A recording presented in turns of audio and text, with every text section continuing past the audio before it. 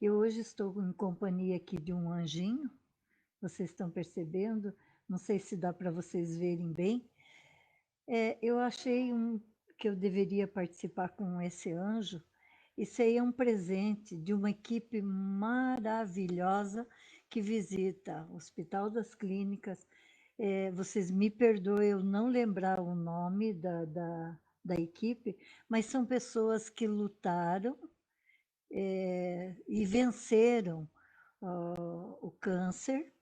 E então tem um grupo de moças e senhoras que elas fazem. Esse anjo aqui tem um coração cheio de perolazinhas, é um carinho, é um mimo, é uma delicadeza, e elas, em um momento de muita gratidão, elas fazem anjos da guarda e levam e distribuem, tanto no Hospital das Clínicas, no Erasto e em outros lugares, elas levam em um momento de gratidão. É um carinho ímpar. E esse anjo foi uma pessoa que recebeu, eu estava ao lado dela, e ela recebeu num momento assim muito carinhoso. Ela fez o retorno ao lar do Pai eterno e deixou para nós então esse anjo. E hoje a nossa oração é em homenagem a todos aqueles que estão voltando para o mundo do Criador, enquanto nós ficamos no mundo das criaturas. Essas pessoas que lutaram, vieram e lutaram a batalha do câncer, da Covid, de problemas cardíacos, de problemas renais. Então, todos aqueles que partiram, e segundo a nossa opinião, antes da hora, que todos eles se sintam abençoados. Cada um dos familiares, amigos de vocês, que eles possam sentir o carinho que esse anjinho representa dentro dos hospitais, quando as pessoas recebem. Eu não sei se todos receberam lá, mas hoje nós vamos falar sobre o filho pródigo. É um tema muito discutido e a gente vai falar sobre ele. Lembre-se, pegue sua jarra, seu copo de água, e se você tem uma pessoa em especial que você quer levar a água com forma de remédio, também ponha uma embalagem separada. Respira profundamente, esquece que o mundo lá fora está na correria, nos medos, e nesse momento sinta-se muito em paz.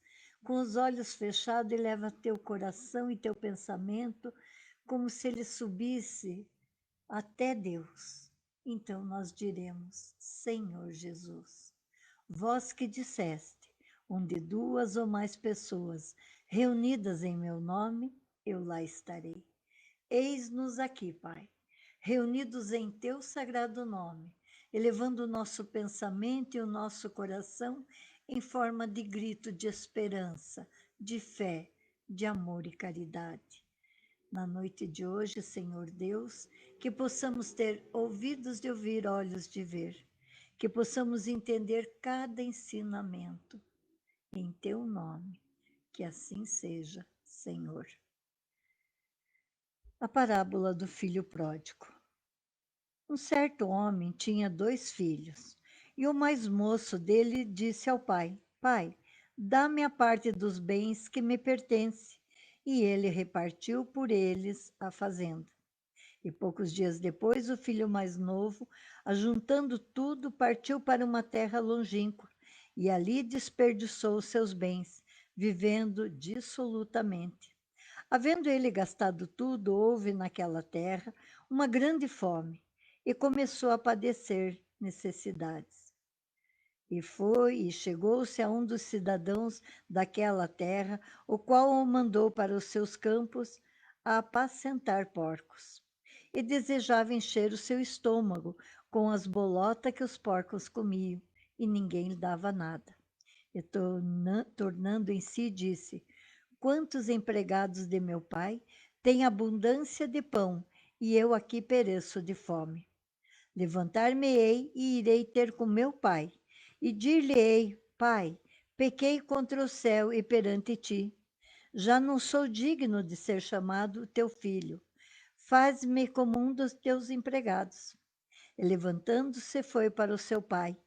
E quando ainda estava longe, viu seu pai. E se moveu de íntima compaixão e, correndo, lançou-se-lhe ao seu pescoço e o beijou.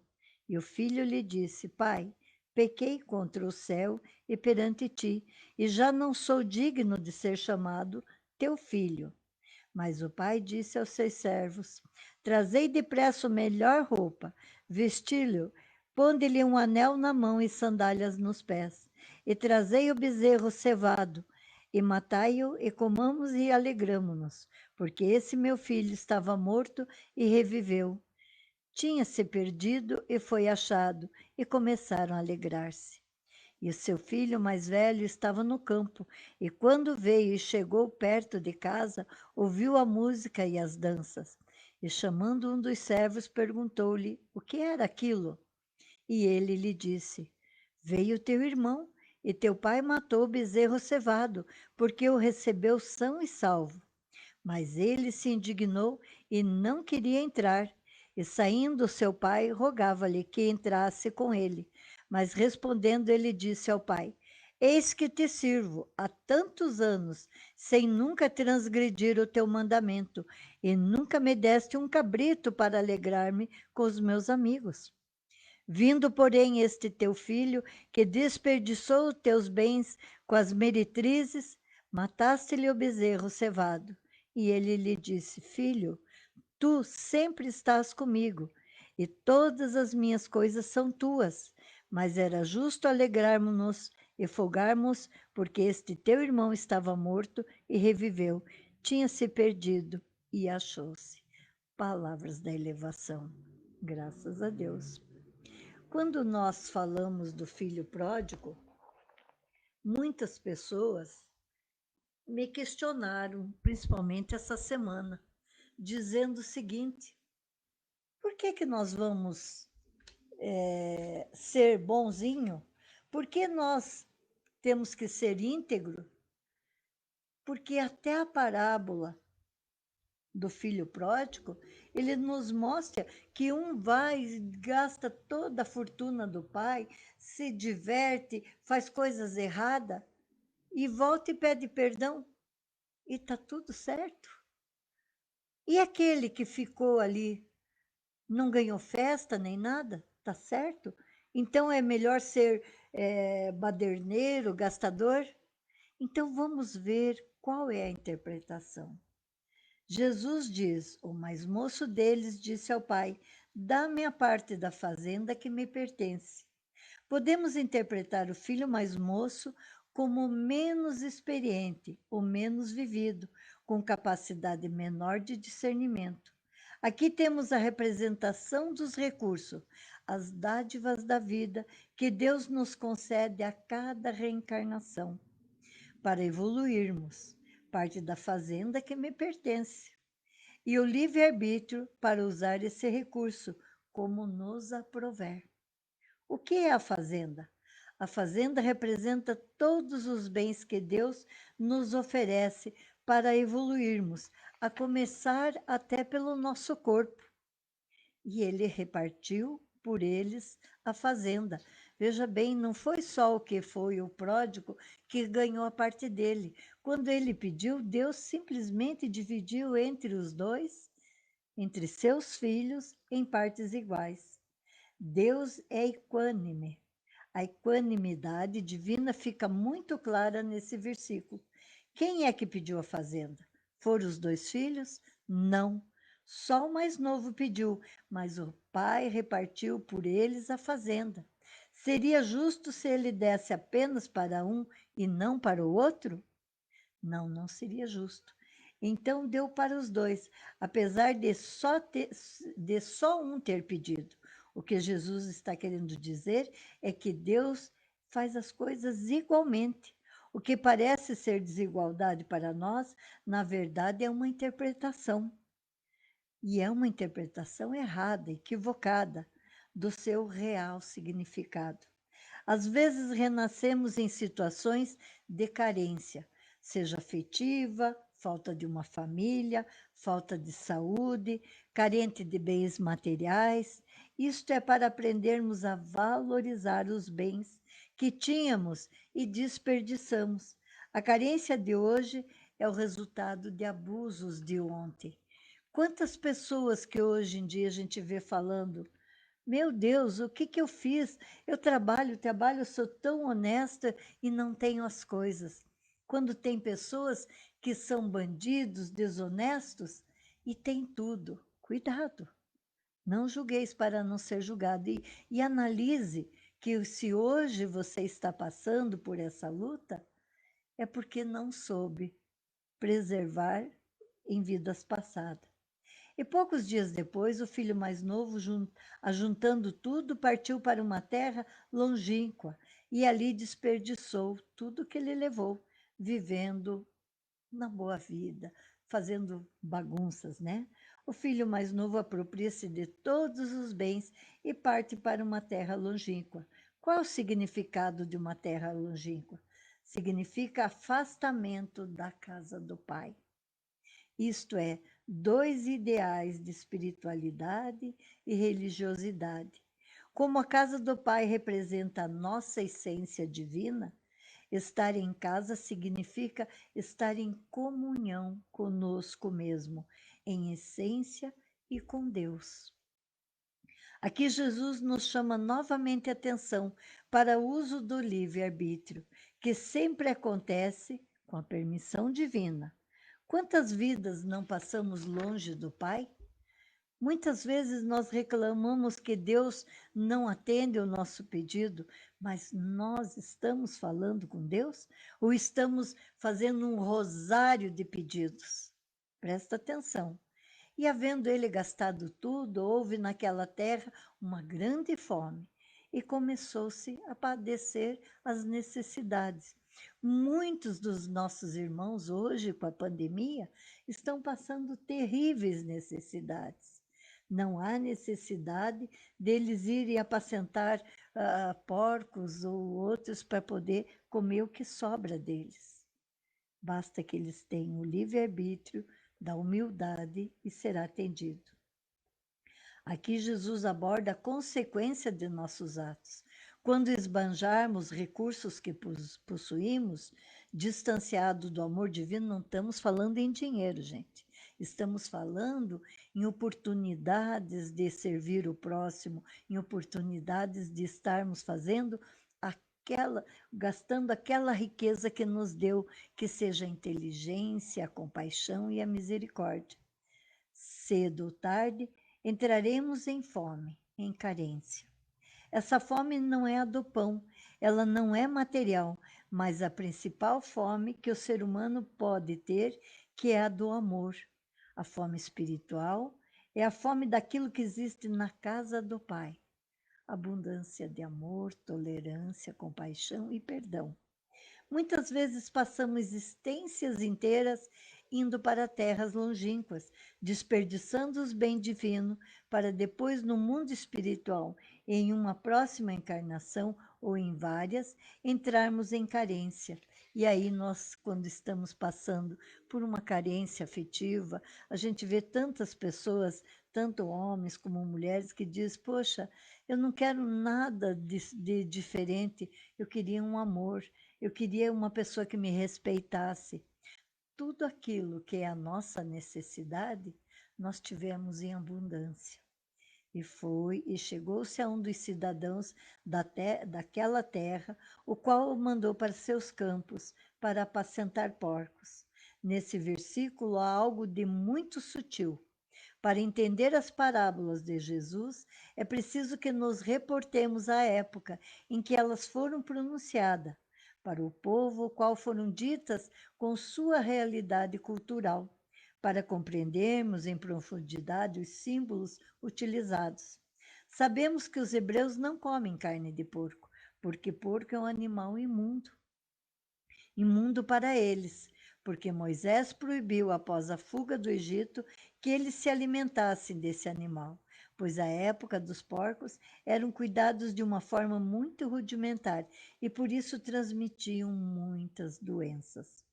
Moisés, ao proibir como hábil legislador, disse que a proibição era divina. Os hebreus passaram então a não comer carne de porco, por ser este um animal impuro. O pior trabalho para um hebreu é apacentar os porcos. Quer dizer, não tinha nada pior para se fazer do que apacentar porcos. E foi o único trabalho que esse filho pródigo encontrou. Porque ele desejava encher os seus estômagos com aquelas bolotas, ou seja, com aquela comida que os porcos comiam e que ninguém lhe dava. Jesus, nesse versículo, demonstra a imensa carência a que chegaremos quando usarmos mal o nosso livre-arbítrio. Aquelas pessoas que lutam muito para ter a sua casa própria, para ter um amor, para ter um trabalho digno. Eu conheço uma pessoa que fez uma passagem há pouco tempo. Ela tinha o mesmo estudo que eu. Ela fez a faculdade, ela era bióloga, e ela não conseguia ter um trabalho nem de diarista, que não precisa de estudo, apesar que nós temos hoje diaristas extremamente especializadas, né? E ela tentava tudo, e quando ela arrumava um trabalho, ainda trazia de outras vidas a arrogância. Ela não tinha aquela humildade de aceitar os trabalhos. E voltou para o mundo espiritual com essa luta, né?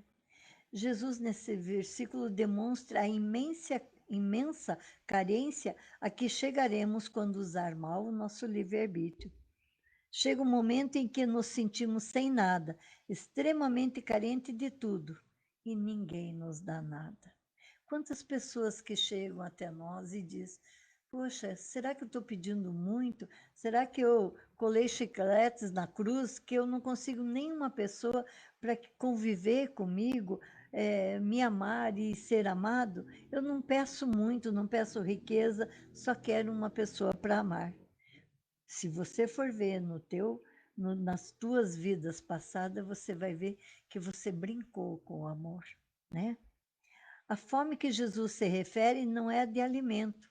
Ele usou esse símbolo para exprimir que essa fome ninguém pode saciar, a não ser a própria pessoa faminta. Qual é a fome que ninguém pode nos saciar? É a fome espiritual, a fome de amor e da carência interior. E esse filho pródigo, vendo isso, caiu em si. E Jesus se refere aqui no momento que acontecerá na vida de todos nós, um instante em que tomamos a consciência das nossas atitudes equivocadas. Essa semana eu vi duas pessoas que dizem: o meu casamento não deu certo porque minha mãe se meteu, meu casamento não deu certo porque a minha cunhada se meteu, fez isso, fez aquilo. Não. Eles podem até tentar dar opinião, mas a palavra final é tua. Se você quer viver feliz, faça por onde. Se você quer ter um trabalho muito bom, faça por onde. Qual é o objetivo da carência? Que nos gera dor e sofrimento. Muitos pensam que a dor e o sofrimento representam a punição de Deus que envia para os gozadores. Porém, não é isso que Jesus nos ensina na parábola, pois vemos que mais tarde o pai recebe o filho, gozador de braços abertos, com muita compaixão. Portanto, Deus não nos pune quando usarmos o livre-arbítrio para vivermos a vida ou fazermos o que nós queremos. Contudo, ele criou leis das quais não podemos fugir. A lei maior é a lei do amor. Quando nos afastamos do amor egoisticamente, indo para terras longínquas, para gozar o desamor que produzimos, nos convida a nos reeducar pela dor. Aquilo que parece uma punição é, na verdade, um convite à reeducação. E a reeducação só vem pela dor. Fica claro que toda fome representa o fruto das nossas escolhas. Quando trabalhadores de meu pai têm abundância de pão e eu aqui pereço de fome, o filho percebe a sua imensa carência, mas lembra-se que na casa do pai tem abundância, da qual ele voluntariamente havia se afastado. Ele está com fome espiritual e na casa do pai a espiritualidade é abundante. Quantas pessoas que nós vemos e falam assim, coisa de Deus é na igreja, coisa de Deus é na casa espírita, coisa de Deus é nos templos. A vida aqui fora é diferente, não é? Leve Deus aonde você for. Trazemos em nossa própria consciência as leis divinas. O que eu acho, será que eu estou fazendo certo? Será que eu estou fazendo errado? Procure dentro do seu coração. Eu gosto de brincar e dizer assim, pergunte-se o que você está fazendo, se você contaria para sua mãe ou para o seu pai. Se você disser, não, minha mãe não vai entender, então é errado. Trazemos em nossa própria consciência as leis divinas, mesmo quando anestesiamos deliberadamente, seguindo caminhos equivocados na busca dos prazeres egoísticos. Conforme fez o filho pródigo, o seu despertar acontecerá cedo ou tarde, pois não é possível para a criatura sufocar permanentemente a lei divina, impressa em sua própria essência. Tem gente que falar dos outros não é errado, não devolver o troco que nos deram errado, não é errado. Puxar um baseado não é errado. Comer em excesso não é errado. Veja bem, se você quer isso para os seus filhos, se você quer para sua mãe, se você quer para o seu eu. Levantar-me-ei e irei ter com meu pai. Ele, o filho mais novo, está espiritualmente caído e pensa em se reerguer. Simbolicamente, quando escolhemos gozar a qualquer custo, egoisticamente, dilapidando o patrimônio que Deus nos legou, mais cedo ou mais tarde vamos cair em nossa própria incúria, ou seja, em nosso próprio fazer o que achamos que é certo, só no rapidamente, né? Ao se perceber caído, ele pensa em permanecer assim? Quem está caído, quem está... Mesmo aqueles drogados, quantos que chegam até nós e falam, eu preciso de ajuda, eu quero parar com isso. Não imediatamente pensa em se levantar. Quando ele cai em si, percebe a realidade e reflete sobre a possibilidade de reabilitação. Ele ainda não começou, mas está pensando sobre o modo de agir para reabilitar-se. Ele pensa em se levantar, portanto, um ato de alto amor.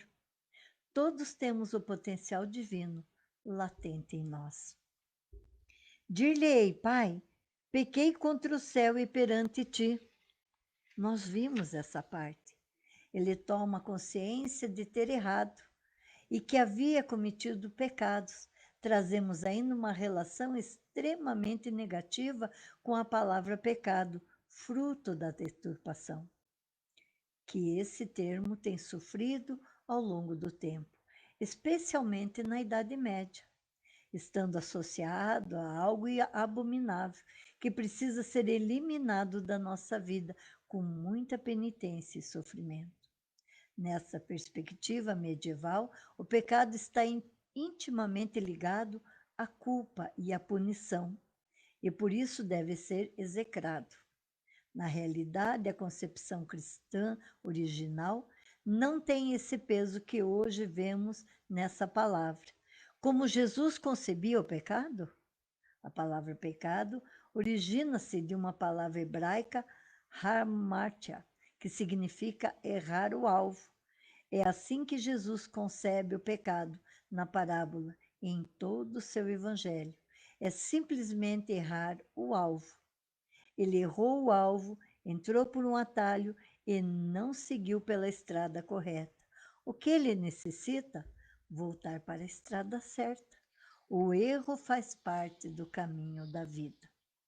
Já não sou digno de ser chamado teu filho, faz-me como um dos teus trabalhadores. O filho arrependido, antes gozador, sente-se indigno por ter pecado, entrado pela porta larga que o conduziu à perdição. Qual é o caminho que Jesus coloca para que ele volte a se tornar digno? A humildade para solicitar a dignidade de ser um trabalhador. Que tipo de trabalhador é esse? O aprendiz da vida, que vai trabalhar pelo esforço no bem para se tornar melhor. Ao se tornar um trabalhador do bem, bem esse que começa dentro de si mesmo, para a partir desse bem estabelecido dentro de si, ir ao encontro do próximo.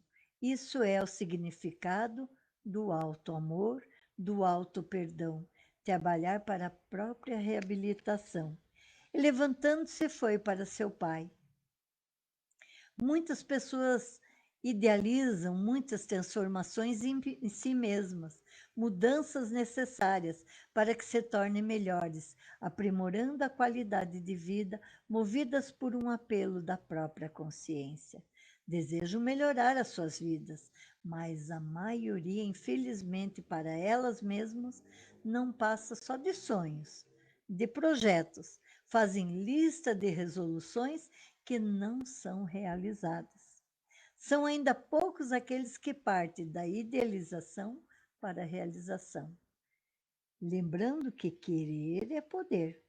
E quando ainda estava longe, viu seu pai e se moveu de íntima compaixão e, correndo, lançou-se-lhe ao pescoço. Como Deus nos trata sempre, mesmo quando usamos mal o nosso livre-arbítrio, com amor e compaixão. E não é só quando estamos voltando para casa. Deus nos trata assim em todos os momentos, mesmo quando estamos em terra longínqua, ou seja, mesmo quando estamos longe de Deus. E a gente tem visto pessoas dizer: não, não vou nem orar mais a Deus, Deus esqueceu de mim. Deus não esqueceu de nós, de jeito nenhum. E o filho disse: Pai, pequei contra o céu e perante ti, e já não sou digno de ser chamado de teu filho. Aqui temos de forma sublime o exercício da humildade, antes apenas idealizada. Apesar de o pai tê-lo recebido com todo carinho, com muita compaixão e amor, o filho arrependido ainda se sente indigno, porque Jesus faz essa referência. Por que Jesus faz essa referência? Nesta parte da parábola, Jesus está se referindo à consciência. Será que nós temos consciência dos nossos erros? Será que nós batemos no peito e dizemos: Senhor, Senhor, nos perdoe?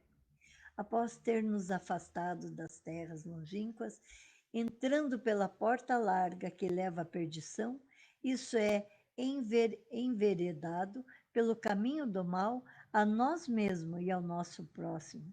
Maculamos a nossa consciência. Quando nós fazemos coisas erradas, nós sabemos, temos esse código de honra dentro do nosso eu, e nós sabemos que estamos fazendo coisas erradas.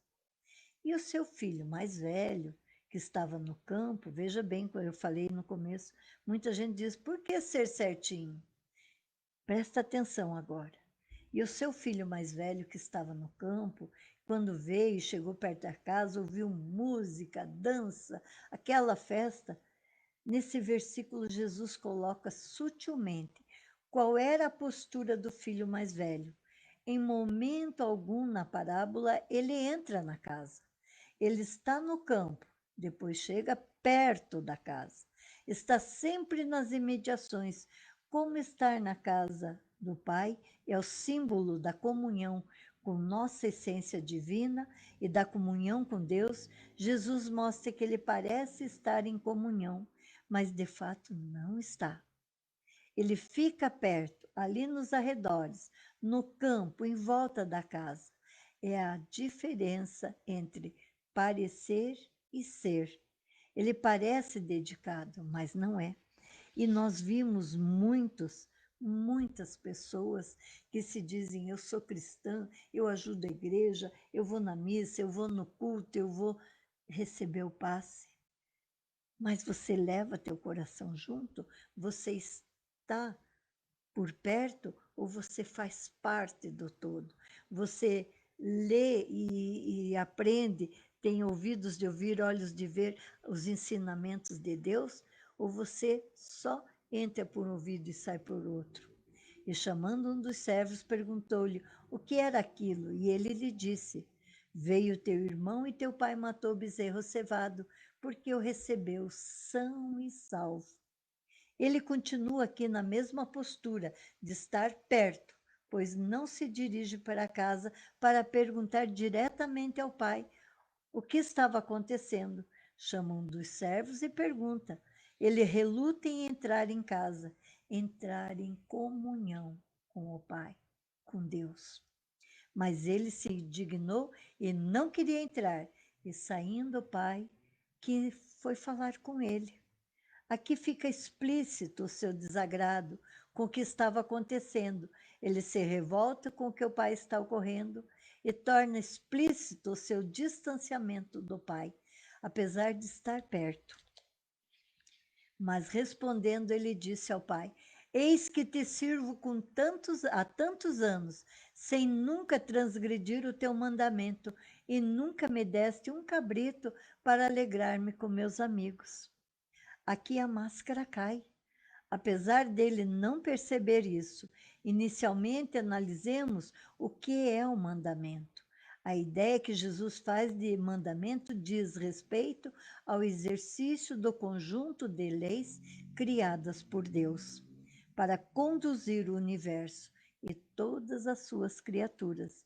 Deus criou as leis e as colocou na consciência de cada ser. Ao lermos o vocábulo mandamento, imediatamente nos associamos a uma ordem imperativa, a obrigação, a imposição. Mando algo que se deve fazer obrigatoriamente, sob pena de, caso não seja realizado, haver sanções aos infratores. Resta-nos refletir sobre a seguinte pergunta: como pode o amor ser uma imposição, uma obrigação? Ao realizarmos um estudo psicológico do Evangelho, percebemos que, para Jesus, mandamento significa apenas uma regra de conduta a ser exercitada pela criatura ao longo do seu processo evolutivo, no qual terá todo o tempo que for necessário para realizar esse mistério. Não se evolui forçando-se a natureza, mas desenvolvendo de forma gradativa e suave. Vindo, porém, esse teu filho que desperdiçou a tua fazenda com as meretrizes, mas mataste-lhe o bezerro cevado. Olha, o filho ainda continua questionando o pai. Aqui, mais explícitas ainda ficam a inveja, o ciúme, o despeito, a cobiça exercida pelo filho mais velho, sem que este se dê conta disso, pois continua em uma postura de pseudo-superioridade, ou seja, em vez dele ficar alegre que o irmão voltou, e já que o pai dividiu entre ele e o irmão todos os bens da fazenda, se o irmão gastou, problema dele. Se ele voltou, vamos festejar. Quantos de nós que às vezes está com raiva, brigando com o irmão, com o primo, com o vizinho, e acontece qualquer coisa com ele, a gente corre ajudar. Mas era justo alegrar-nos e regozijarmos-nos, porque este teu irmão estava morto e reviveu. Tinha se perdido e achou-se.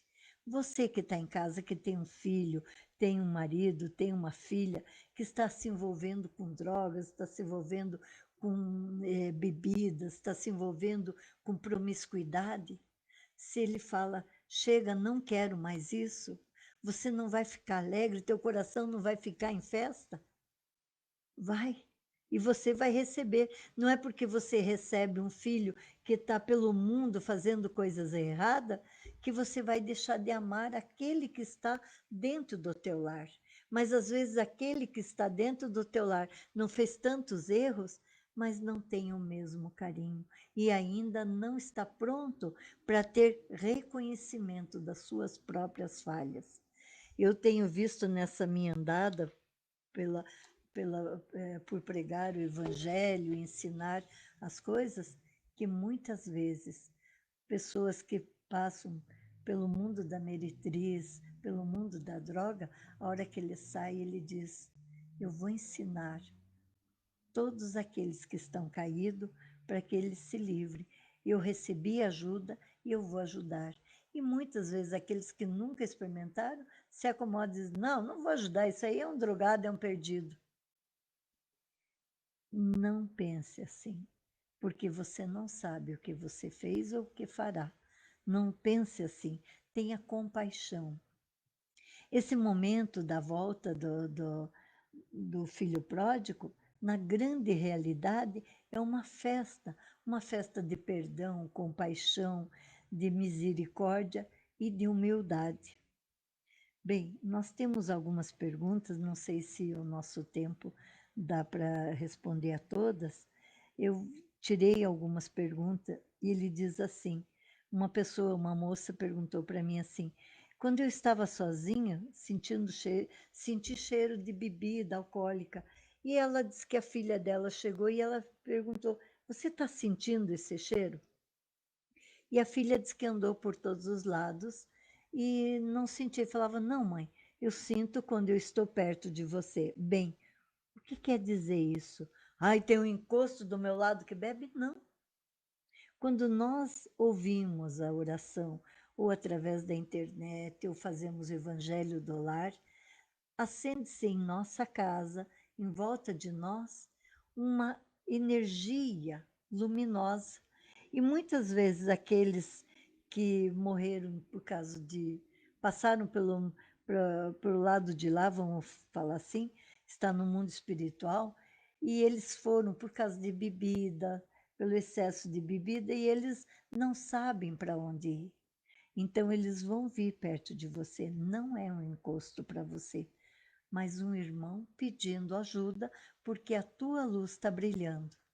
Aí eu mandei lá para casa do caminho, pode mandar, mas primeiro faça uma oração por ele e diga: muito obrigado, meu irmão, porque você está ao meu lado.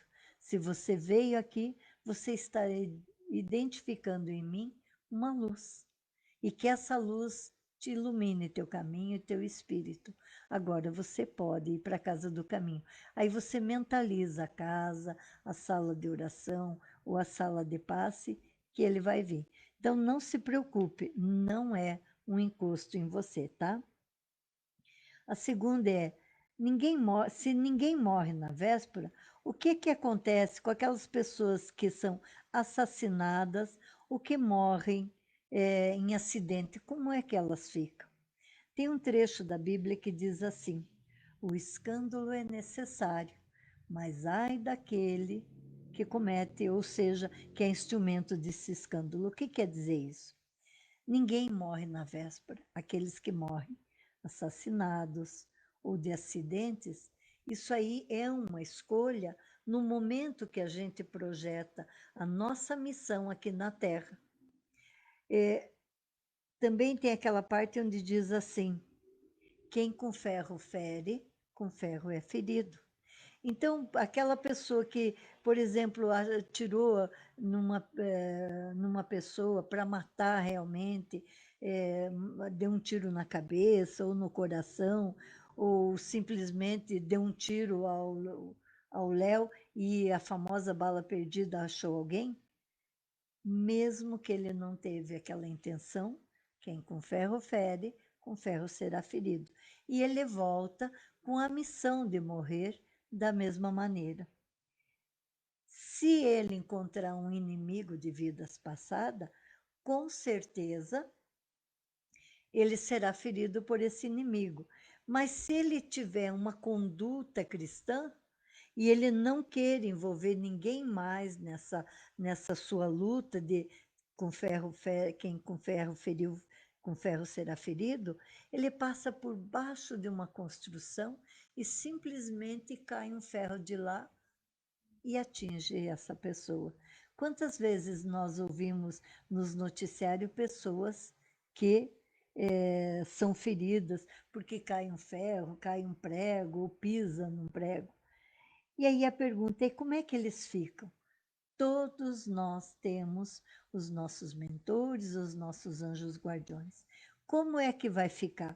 Se ele foi uma pessoa que viveu do bem e morre acidentalmente, vamos pôr entre aspas, ele será recebido como missão concluída. Ah, mas ele foi assassinado. Também, da mesma maneira. Quando nós voltamos ao mundo do Criador e nós tivermos uma vida correta, nós seremos assistidos e socorridos. Se nós não tivermos uma vida correta, seremos assistidos, mas passaremos por toda a experiência que tivermos que passar. Não existe suicídio inconsciente. Eles falaram, isso que está acontecendo pode ser um suicídio inconsciente? Não, não existe suicídio inconsciente. Existe o suicida que se enforca, que dá um tiro, que toma veneno, que se enforca, que se joga embaixo de carro. Mas é suicida aquele que sabe que tem problemas de fígado e bebe muito. Aquele que sabe que tem problemas de fígado e come comidas gordurosas. Aquele que foi ao médico, recebeu uma receita e diz, pô, esse médico é bom. Olha, o nome desse remédio eu nem consigo ler. Eu acho que eu vou dobrar essa receita e pôr aqui no bolso, porque já que é problema do coração, vou pôr no bolso em cima do coração e vou sarar. Não. Se você chegou até um médico, se você recebeu a receita e você não faz tratamento, você é um suicida inconsciente, mas inconsciente que tem as suas consequências, sim, tá? Deixa eu ver mais uma coisa. Quando nós bebemos muito, né? A gente já falou isso. Quando sentimos cheiro de rosa, ah, como é gostoso. Tem gente que fala assim, nossa, eu estava na sala, estava fazendo uma oração, estava ouvindo uma música, eu estava na cozinha cozinhando e de repente eu senti um cheiro de rosa. Normalmente o cheiro de flores, rosa, jasmim, são pessoas da nossa família que vêm nos visitar. Assim como muitas vezes temos saudades daqueles que foram antes de nós, eles também têm. E como muitos de nós não conseguem sentir o cheiro ou vê-los, né? Eles simplesmente põem o cheiro, principalmente daquele perfume que ele usava. E tem gente que fala, mas eu senti cheiro de flor de defunto, é o famoso cravo de defunto. É alguma pessoa que faleceu recentemente, mesmo que você não conheça dessa vida, mas que sente saudades de nós e vem nos visitar.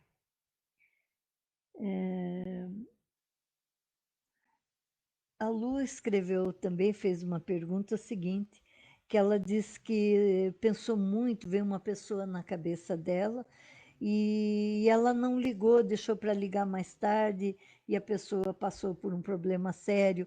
A outra ela lembrou, ligou para a amiga e a amiga disse que ela e a filha estavam bem e um dia ou 2 dias depois ela descobriu que a filha da amiga tinha feito a passagem, o desencarne.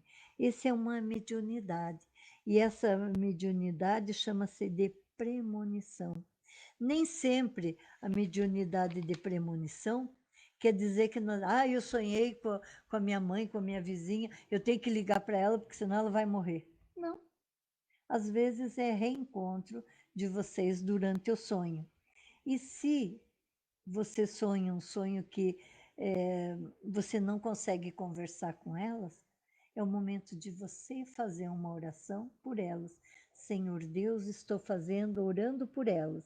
Se ela precisar de oração, que as minhas preces sejam por elas.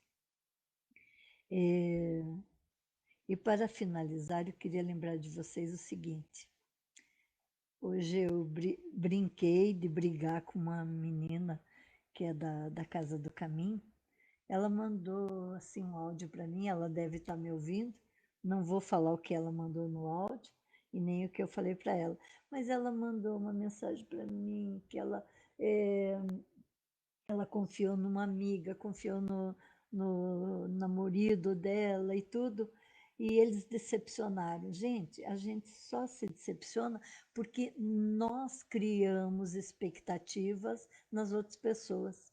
Tem mães que a maior expectativa, meu filho vai estudar, vai virar um médico, e ele quer ser mecânico. Não quer curar corpos, quer curar carros. E a gente então cria, e aí quando a gente fica decepcionada, porque ele não quis estudar isso. Confiamos nas nossas amigas, achando que ela não vai falar porque nós não falaríamos. Não faça isso. Não coloque a sua felicidade nas mãos de outra pessoa. Seja feliz, íntegra, porque isso é da tua vida. Seja namorado, amigo, familiares. Às vezes nós temos familiares que nós temos os maiores projetos do mundo, mas eles não querem aquele projeto é nosso. E ela me passou, sim, 5, 6 mensagens, a gente conversou, e a hora que ela começou dizendo assim, eu não sei porque eu estou nesse mundo, eu acho que eu não tenho utilidade, não sei o quê. Eu, ei, para o carro, para com isso, você é inteligente, é maravilhosa, e isso que eu estou falando para ela, estou falando para muita gente que me ligou e mandou mensagem. Para, gente, vocês são seres individuais. Vocês são mega inteligentes. Eu tudo posso naquele que me protege, me ama.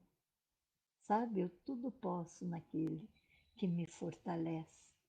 E quem nos fortalece é Deus. Então, seja o filho pródigo, veja teus erros, reconheça que errou e ponha a felicidade na sua mão. Os nossos namoridos, nossas amigas, são brindes para nós. Ame suas amigas, ame seu namorado, ame seus familiares, mas não ponha a sua felicidade nas mãos deles. E lembre de uma outra coisa muito importante: nós ganhamos 2 ouvidos, 2 olhos e uma boca. Ouça mais, veja mais e fale menos. Quando você ficar dentro do teu silêncio, mas eu tenho que contar para alguém. Não, não tem. Vá na frente do espelho e conte para você mesmo, certo? E eu falei para ela, ei, para, você é um ser inteligente, um ser maravilhoso, né? E que você pode sim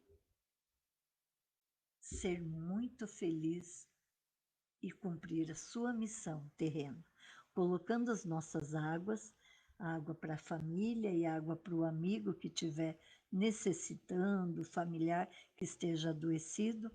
Vamos fechar os nossos olhos, elevar o nosso pensamento e o nosso coração e sermos o filho pródigo que está voltando para a casa do Pai com o coração cheio de amor, cheio de esperança,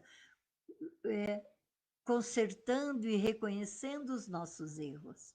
Senhor Deus, que a luz que nesse momento envolve a todos nós, elas sejam também enviadas a todas essas águas que estão aqui e que estão nos lares nos ouvindo, sejam agora ao vivo ou sejam depois, em cada lar que chegar.